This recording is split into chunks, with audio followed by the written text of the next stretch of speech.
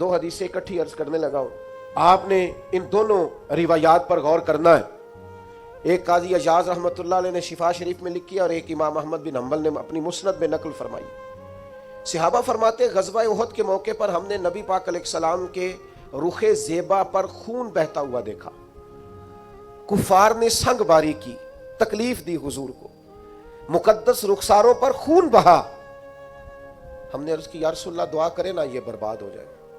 تو نبی پاک علیہ السلام نے فرمایا مجھے لان تان کرنے والا نہیں بنا کے بھیجا گیا، مجھے رحمت بنا کے بھیجا گیا۔ اور نبی کریم نے دعا فرمائی یا اللہ انہیں ہدایت عطا فرما۔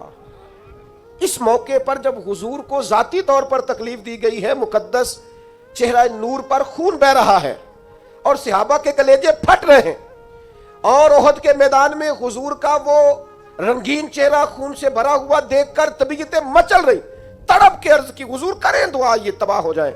فرمایا نہ بھائی، وہ لان تان کرنے والا نہیں، مجھے تو رحمت بنا کے بھیجا گیا۔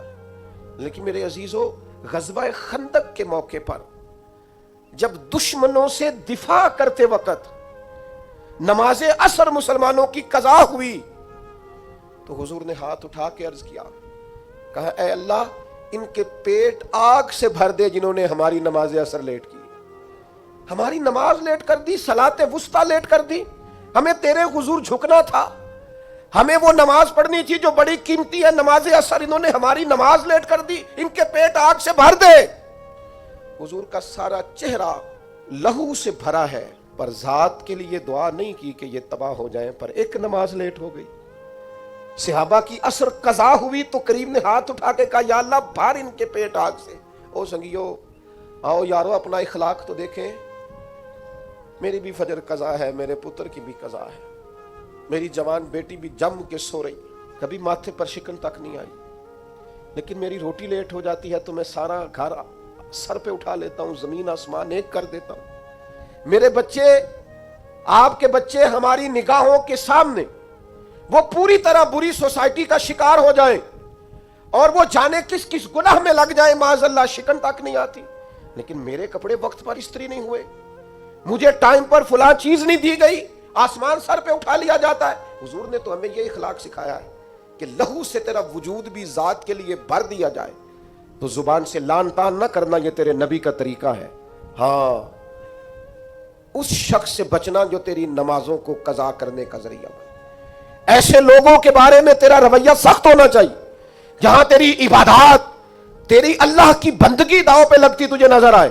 خدا را دین کا مزاج تو سمجھیں، ہم کس طرف چلیں۔ اور پھر یہاں میں بڑی ذمہ داری سے یہ بات بھی عرض کر دوں، حضور راضی نہیں ہے اس بندے سے جو میلاد کی جھنڈیاں لگائے اور نماز چھوڑ دے، جو جلسہ وقت پہ کرائے، محفل کے لیے صبح شام ایک کر دے اور نماز کے معاملے میں سستی کرے۔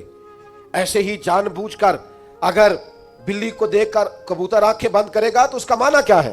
آپ کے چھپ جانے سے اور ذرا کسی برکت والی چیز کے پیچھے چھپنے سے شریعت کا حکم بدل جائے گا، اصل چیز تبدیل کر دی جائے گی۔ حقیقتیں حقیقتیں رہتی ہیں، حقیقت چھپ نہیں سکتی بناوٹ کے اصولوں سے، اور خوشبو آ نہیں سکتی کبھی کاغذ کے پھولوں سے۔ شریعت کا حلال حلال رہے گا اور حرام حرام رہے گا۔ تھوڑا سا اپنی ذات کے لیے معافی دے کے تو دیکھیں، غلطی ہو گئی ہے بہو سے، اس کے ابا جی نے پنچایت میں آ کے پگڑی کھول کے تیرے پیروں کے سامنے رکھ تو دی تھی، اس کے بھائی نے ہاتھ بھی باندھے تھے کہ آئندہ نہیں کرے گی، چل کر دے معاف، کوئی بات نہیں، کوئی کفر نہیں ہو گیا۔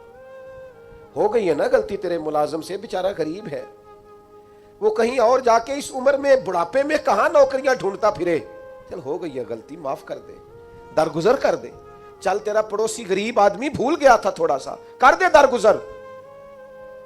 لیکن ہم اس معاشرے، اس سوسائٹی میں رہتے ہیں جہاں ہر وقت جج بنے رہنے کا شوق ہے لوگوں، فیصلے کرنا اور مطلق العنان بن کے کرنا، اور بس جی بس میں نے کہہ دیا ہے، اب دوبارہ سے میں کسی کی بات نہیں سنتا۔ آپ مجھ سے ناراض نہ ہو جائیں تو یہاں تو مسجد کی کمیٹی کا صدر کسی سے کنٹرول نہیں ہوتا، سارا کچھ بگڑتا ہے تو بگڑ جائے الا ماشاءاللہ، لیکن ہمارا مزاج ہے ماں بدولت نے جو کہہ دیا وہ ہو کے رہے گا۔ پتھر برسانے والے، تکلیفیں دینے والے، اذیتیں دینے والے حضور کے سامنے گردنیں جھکائے کھڑے تھے، بتاؤ بھائی تمہارے ساتھ کیا سلوک کروں؟ فتح مکہ کے دن اعلان ہو رہا ہے، انہوں نے پتہ کیا کہا؟ انہوں نے میرے محبوب کے अजमतों वाले बाप का जिक्र छेड़ दिया। कहने लगे आप भी बड़े ही करीम हैं, और आपके वालिद अब्दुल्ला भी बड़े ही करीम थे, बड़े करीम बाप के बेटे हैं आप, वो बड़े करीम थे।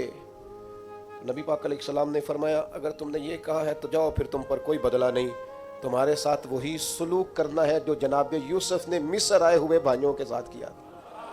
उन्होंने कुएं में फेंका था और जनाब यूसुफ ने सीने से लगा लिया था, लिहाजा तुम्हारे साथ वही कुछ करना है। वो लोग, हुजूर ने उन्हें माफ कर दिया। मैं अगर एक जुमला कहूं तो शायद आपको अच्छा लगे और आप कहें कि ये जुमला कोई किसी अच्छे अदीब ने और किसी अच्छे दानिश्वर ने बड़ी अच्छाई से कहा है।